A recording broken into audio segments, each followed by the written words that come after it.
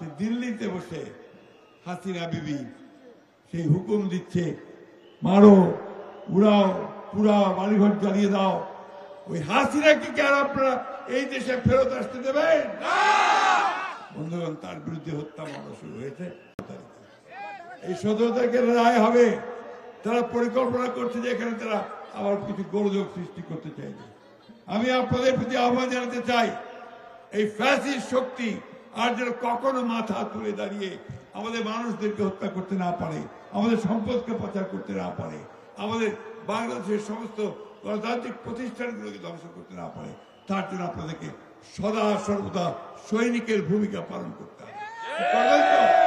পাহারা দিবেন তো সবখানে, কোনো মতেই যেন সেটা করতে না পারে। বন্ধুগণ, আজকে এই দেশের যে চরম সংকট, সেই সংকট থেকে উত্তরের জন্য মানুষ এখন বিএনপির দিকে তাকিয়ে আছে।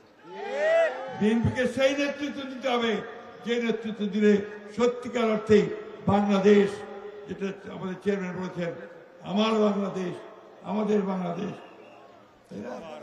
সবার আগে বাংলাদেশ, সেই বাংলাদেশ আমরা নির্মাণ করতে পারবো। আমরা সত্যিকার অর্থে আমাদের এই যে অসংখ্য যুবক ছেলে যাদের কোনো চাকরি নাই, তাদের চাকরির ব্যবস্থা করতে পারবো।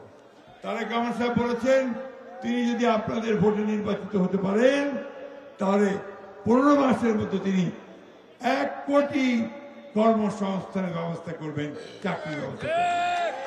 কৃষকদেরকে ন্যায্য মূল্যে বীজ, সার এবং পানি পাওয়ার জন্য তিনি ফার্মার্স কার্ড দিতে চেয়েছেন। তিনি বিচার বিভাগকে স্বাধীন করবেন। তিনি আইন শৃঙ্খলা বাহিনীকে যেন সত্যিকার অর্থে দেশের মানুষ উপহার করতে পারেন সেইভাবে তারা ব্যবহার করবেন। একটা নিরপেক্ষ প্রশাসন তৈরি করবেন এবং বাংলাদেশের মুখ যেন বিশ্বের দরবারে উজ্জ্বল করতে পারে।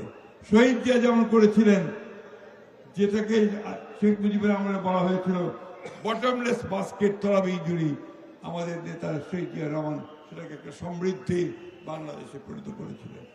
আজকে একটা কথা আপনাদের বলে দিতে চাই, এই নির্বাচন যদি না হয়, দেশের মানুষকে যদি আবার বোকা বানানোর চেষ্টা করা হয়, এই বাংলাদেশ একটা ব্যর্থ রাষ্ট্রে পরিণত হয়ে যাবে।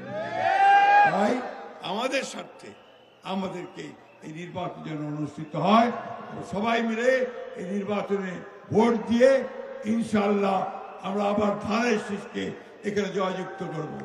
বন্ধুগণ,